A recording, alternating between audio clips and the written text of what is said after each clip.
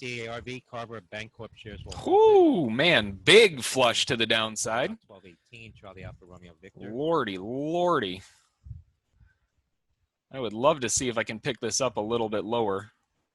Ugh. Give me a good flush. There we go. Long on the NASDAQ, looking for a pop higher towards an objective at 99.81.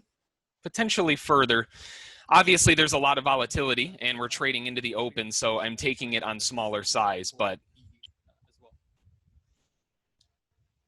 PBH, a negative report from Spruce Point, Papa Bravo Hotel. Shares off the lows now 35.88. Prestige Consumer Health sees 40 to 60% downside risk for PBH. Target at 81.5.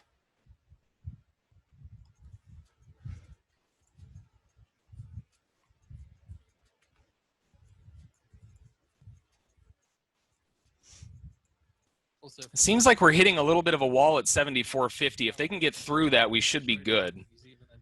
Yeah, they got through it. Some of the countries that were also included on the list that will be allowed Target filled. Travel to the EU. Beautiful move to the upside. Fantastic. So, headline from yesterday saying that Canada was banned.